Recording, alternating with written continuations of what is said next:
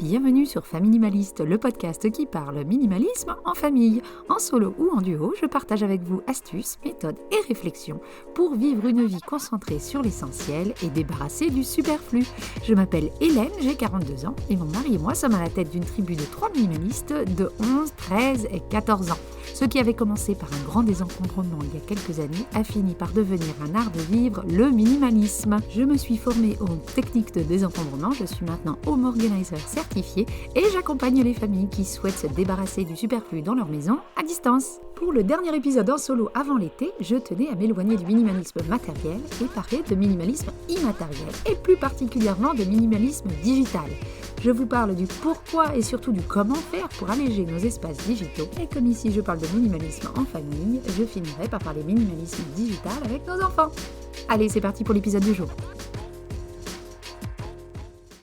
Et oui, l'excès de choses, c'est pas juste dans nos placards, mais aussi dans nos boîtes mail, nos clouds, nos drives. Ces endroits-là sont aussi des endroits d'accumulation de au cas où et peuvent finir par nous coûter en temps, en énergie et oui, même en argent. Si vous suivez ce podcast depuis un moment, vous savez que j'aime bien prendre les choses dans l'ordre, donc commençons par le début et répondons ensemble à plusieurs questions. La première est la plus simple, le minimalisme digital, c'est quoi ? Alors, comme pour le minimalisme classique, le minimalisme digital consiste à se concentrer sur l'essentiel et se débarrasser du superflu.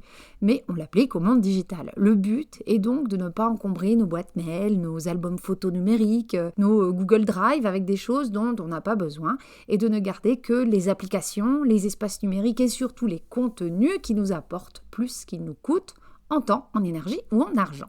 A contrario, l'encombrement digital, c'est donc l'excès d'emails, de photos, de documents, de podcasts sur notre liste d'écoute, mais aussi d'applications, de raccourcis sur nos bureaux d'ordinateur. Bref, l'encombrement digital, c'est toutes ces choses en trop quand nous allumons nos appareils connectés. La deuxième question qu'on peut se poser, c'est de savoir si l'encombrement numérique est vraiment un problème. Alors c'est vrai, l'encombrement matériel a un effet direct sur notre quotidien. Quand on a trop de choses autour de nous, il faut passer plus de temps à s'en occuper, les entretenir, les ranger, les chercher. Et vivre ou travailler dans un espace minimaliste nous simplifie la vie d'un point de vue logistique et nous aide à nous sentir libérés, on va dire, mentalement. Être entouré uniquement de notre essentiel, je vous jure, c'est le pied total pour des dizaines de raisons que j'explore avec vous toutes les semaines dans les différents épisodes. Alors oui, l'encombrement digital a un avantage par rapport à l'encombrement matériel, il prend pas de place. Et on peut l'ignorer plus facilement, il suffit d'éteindre nos tablettes, nos ordinateurs, nos téléphones portables, et là, on n'en parle plus.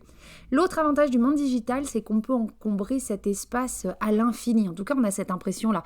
On manque rarement de place ou alors on peut s'en procurer facilement en créant un nouveau compte ou en achetant de l'espace supplémentaire, que ce soit physique ou dans le cloud, pour pas très cher. Alors c'est l'avantage, mais c'est aussi le souci, parce qu'on n'a presque pas de limite. Et cet encombrement digital peut très vite être très problématique. Et une fois qu'on s'est encombré, qu'on n'arrive plus à gérer certains espaces, comme nos boîtes mail, on ne sait plus par quel bout prendre le problème. Et ne croyez pas que cet encombrement soit sans conséquences. Si je parle de conséquences directes dans le monde de tous les jours, je vous parle par exemple des factures électroniques ou des rappels que l'on ne voit pas car elles sont perdues dans un tas d'autres emails. On les loupe et on se prend des pénalités de retard. Quand on choisit d'acheter de l'espace de stockage en plus, que ce soit physique comme un disque dur externe ou digital, là encore il y a un coût, alors qu'un bon désencombrement pourrait faire l'affaire. Quand nos appareils aussi finissent par ramer parce qu'ils explosent sous le poids des données superflues, comme les 200 photos de notre petit dernier sur sa chaise haute, on finit par changer nos appareils alors qu'un grand nettoyage aurait sans doute permis d'augmenter leur durée de vie. Et puis, il y a surtout le coût sur notre charge mentale. Et là, je pense que je ne vous apprends rien, vous devez le sentir vous-même si vous souffrez de cet encombrement digital. Ouvrir son ordinateur le matin, voir 150 raccourcis sur l'écran d'accueil, ça n'invite pas trop à la sérénité. Chercher pendant des heures des emails, car même en utilisant la fonction recherche, l'email en question est noyé parmi les autres, ça aussi, ça a un coût sur notre charge mentale. On peut avoir peur de louper quelque chose d'important, se demander à chaque fois qu'on ouvre nos messages si on les a bien gérés ou non. Tout ça, ça nous coûte en temps et en énergie. Pareil, allumer nos téléphones pour voir 167 notifications différentes, ça peut générer du stress. Et ça nous vole le temps qu'on aurait pu passer à faire autre chose. Et surtout, cela nous vole notre attention. Comment être dans le moment présent quand notre téléphone nous fait croire qu'il a besoin de nous toutes les 10 minutes ?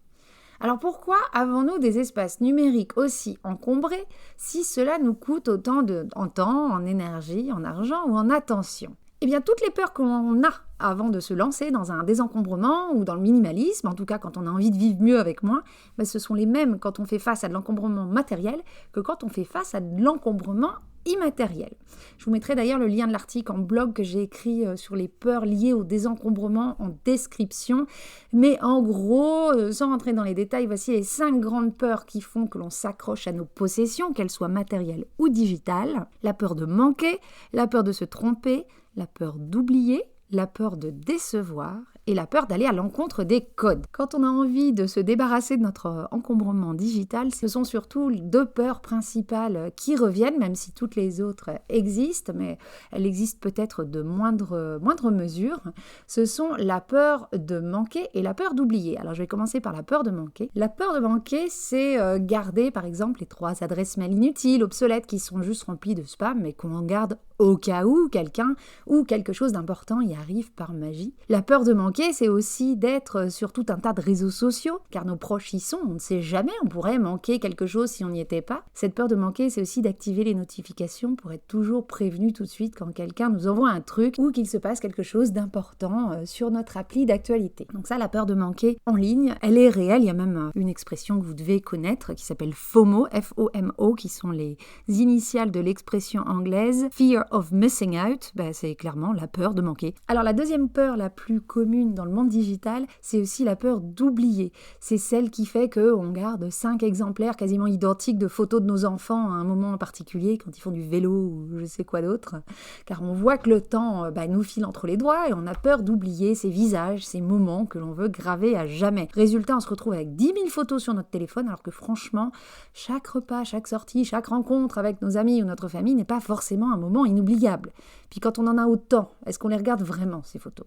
Et si tout est un événement spécial, même le goûter du petit dernier, rien n'est plus spécial, car rien ne ressort au final. La peur d'oublier se voit aussi dans nos boîtes mail. On fait beaucoup de choses dans notre boîte mail quand même. On lit un email, on ne le gère pas tout de suite, donc on le laisse en non lu pour se souvenir de le traiter plus tard. Alors ça, bonjour la charge mentale et la culpabilité ou le sentiment d'oppression dès que nos yeux passent sur cet email en ouvrant notre boîte mail, car on ne l'a toujours pas géré. Donc ces 2 peurs, la peur de manquer et la peur d'oublier, que ce soit oublier quelque chose, oublier de faire quelque chose, c'est vraiment les 2 moteurs de cet encombrement numérique dont on peut souffrir. Alors maintenant que j'ai expliqué un petit peu ce qu'était cet encombrement numérique et les effets négatifs que ça pouvait avoir sur nous, sur notre portefeuille ou alors sur notre santé mentale, je vais quand même vous parler de solutions.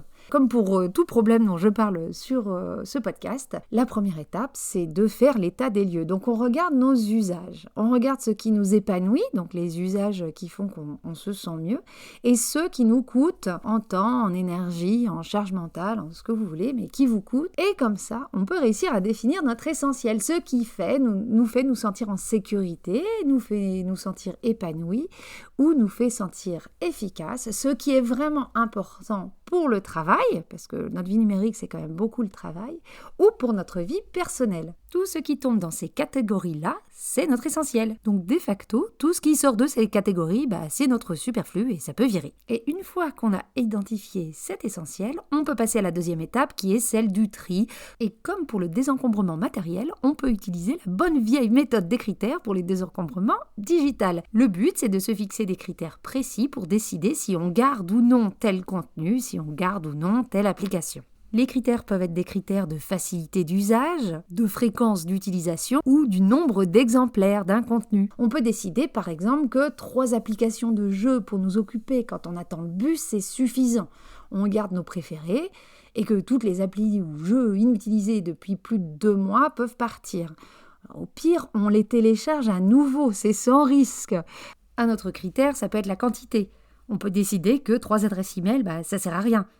On peut aussi décider que 5, 10, 15 photos par sortie, c'est peut-être trop, et peut-être que 3 ou 4, ça suffit largement. Bref, fixez-vous des critères pour vous rapprocher de votre essentiel et identifier votre superflu plus facilement. Comme pour le minimalisme matériel, une fois qu'on a fait le tri, il faut revoir nos habitudes de consommation. Un des piliers du minimalisme, c'est une consommation raisonnée et intentionnelle. Donc même pour nos consommations digitales, on applique les mêmes règles. On va éviter d'installer toutes les applications ou tous les jeux qui nous passent sous la main, par exemple, ou qui nous sont recommandés. On limite le nombre de plateformes de vidéos à la demande qu'on utilise.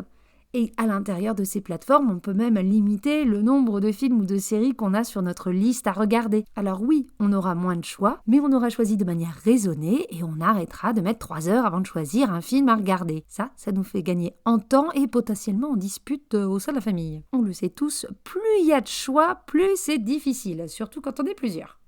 On est réaliste aussi face à notre capacité de consommation de tous ces contenus. Avoir 50 vidéos enregistrées sur Instagram ou alors 18 podcasts à écouter dans notre liste de podcasts, est-ce qu'on va vraiment avoir le temps d'écouter tout ça? Changer nos habitudes de consommation du contenu digital, ça peut aussi de passer d'une consommation passive à une consommation active. Et pour ça, c'est peut-être enlever toutes les notifications. On décide quand on va sur telle ou telle plateforme, on n'attend pas de se faire siffler par une notif. Une fois qu'on a fait tout ça, on a repéré notre essentiel, on a fait un grand désencombrement, on a viré le superflu, on a revu notre consommation digitale à la baisse, il faut maintenant mettre en place des routines de tri. Et oui, comme pour le minimalisme matériel. Parce que oui, au bout d'un moment, même si on fait attention à notre consommation, les choses s'accumulent et nos besoins varient. Et ce dont on avait peut-être besoin il y a quelques mois ou quelques semaines n'est peut-être pas le cas maintenant. Un exemple tout simple pour illustrer ce changement, avant les vacances, on télécharge les applications des compagnies aériennes, de trains, des hôtels, etc., des Airbnb, et une fois qu'on est rentré de vacances, on peut les désinstaller, toutes ces applications. Les comptes, eux, restent ouverts, mais au moins, ça prend pas de place dans notre téléphone. Et aux prochaines vacances, si on a vraiment besoin de ces applications-là, on n'a plus qu'à les retélécharger. Et maintenant, voilà quelques exemples de routines de tri que vous pouvez facilement mettre en place. La première, c'est toutes les semaines, voire même après chaque sortie, quand vous avez bombardé les enfants de photos, c'est de faire le tri dans les photos tout de suite. Ça prendra à peine 5 minutes, mais si on fait ça seulement une fois par mois, voire une fois par an, là, ça prend quand même beaucoup plus de temps. Autre exemple de routine avec la gestion des emails, on prend l'habitude, dès qu'on a lu un email et qu'on a fini de le gérer, ou si c'était juste un email comme ça pour nous informer de quelque chose, il va tout de suite à la benne. D'ailleurs, petite parenthèse, si vous avez besoin d'aide pour gérer votre boîte mail, allez en description et téléchargez mon guide gratuit, c'est cadeau. Cela devrait vous aider à faire le tri dans votre boîte mail et à mettre en place des automatisations pour que votre boîte mail travaille pour vous et non le contraire. Fin de la parenthèse sur les emails. Une bonne routine à mettre en place, c'est de se dire qu'à chaque fois qu'on a un rendez-vous quelque part et qu'on attend dans la salle d'attente, alors si on a des enfants, ça peut être du coup hyper régulier,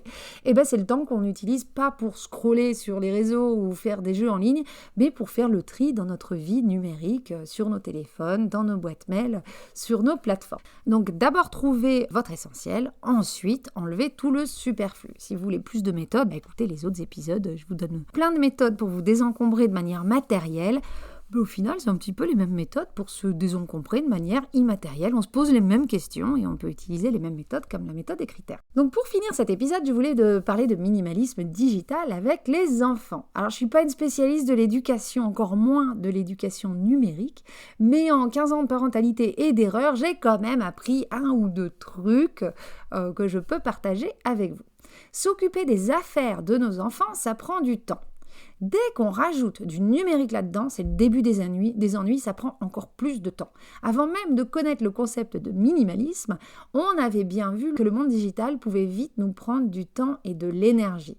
Donc avec nos enfants, on avait pris la décision claire et réfléchie sur leur utilisation du digital. Ça passe déjà par une chose simple, moins d'écran physique. Moins d'écran physique, c'est moins d'écran à gérer. C'est mathématique. Donc on n'a pas de tablette, on a essayé quelques mois, il y a 10 ans sans succès, elle a arrêté de fonctionner rapidement, on ne l'a pas remplacée. On n'a pas eu de télé aussi pendant 7 ans quand on était en Nouvelle-Zélande. Même encore là, on a récupéré une télé, mais elle est allumée seulement le soir ou quand on a envie de jouer aux jeux vidéo en famille. Et on n'a qu'un seul ordinateur à la maison, celui de mon fils. Un jour, promis, j'arrête pas de lui promettre, je m'en achèterai un, mais bon, pour le moment, pas de besoin, vu que je l'utilise quand il est à l'école, et puis quand il revient, j'ai fini, donc j'en ai plus besoin.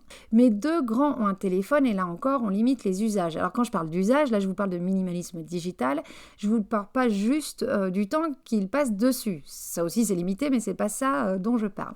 Je parle du fait qu'ils n'ont par exemple que WhatsApp comme réseau social, et BeReal pour le grand, il est sur ce nouveau réseau social aussi. Enfin, nouveau pour moi, ça se trouve, ça fait 15 ans que ça existe le truc, mais j'ai 42 ans, je suis pas au courant de tout.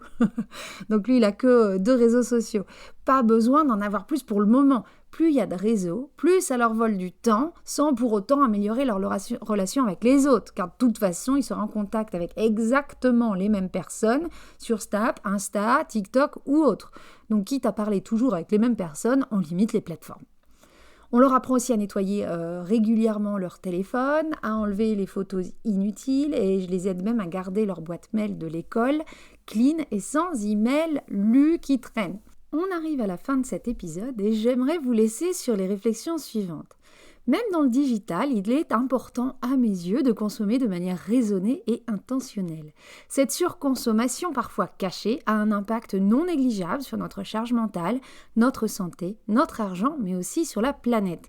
Et oui, le cloud, ce n'est pas un truc tout beau et tout léger qui flotte au-dessus de nous, ce sont des millions de serveurs qui consomment une énergie et des ressources de dingue pour stocker nos emails déjà lus et nos photos de chats. Alors oui, c'est pas facile de limiter notre consommation digitale et c'est parfois même beaucoup plus difficile que dans le monde matériel. Heureusement, nos principes minimalistes nous aident également dans ce domaine, comme une toute petite boussole à suivre pour essayer de toujours faire mieux pour notre propre bien-être et celui de notre environnement. Je vous laisse avec le défi suivant. Quelle partie de votre consommation digitale avez-vous envie de réduire? Qu'est-ce qui vous pose le plus de charge mentale ou qu'est-ce qui vous coûte le plus en argent ou en temps? Et essayez déjà de réduire cette consommation-là. Et voilà pour l'épisode du jour, j'espère qu'il vous aura plu. C'est bientôt les vacances et pour les vacances, Femmes Minimalistes vous offre des bonus d'été. 2 épisodes de 5 minutes par semaine, un le lundi matin à 10h, un autre le jeudi matin à 10h. Vous pourrez l'écouter en prenant votre café. Je vous ai concocté des épisodes sur des thématiques très précises, souvent en réponse à des questions qu'on peut me poser sur Instagram. Le premier bonus, par exemple, sera sur la valise minimaliste pour un été sans stress. Mais je répondrai aussi à d'autres questions comme comment faire lorsque l'on a du matériel créatif et qu'on veut être minimaliste, comment se simplifier nos annonces en ligne une fois qu'on a fait le tri chez nous si on veut se débarrasser de certains objets. J'aborderai des thèmes comme les bruits visuels et le minimalisme, comment surmonter des rechutes dans notre démarche ou encore des choses comme le minimalisme et le partage des tâches. Des petits épisodes tout sympas de 5 minutes pour vous aider à continuer sur votre chemin du minimalisme, même en vacances. En description, vous retrouverez bien sûr la fiche méthode de cet épisode ainsi que les manières de rentrer en contact avec moi, que ce soit via ma page Instagram, par email ou via mon site internet. Si vous voulez aller plus loin dans le soutien de ce podcast, merci de le partager avec le plus grand nombre et de lui laisser des étoiles et des cœurs sur les plateformes d'écoute ainsi que des commentaires sur Google Podcast ou Apple Podcast. Je vous dis à la semaine prochaine pour le dernier épisode avec une invitée avant les bonus de l'été. Et en attendant, n'oubliez pas, vivre avec moins, c'est vivre avec mieux.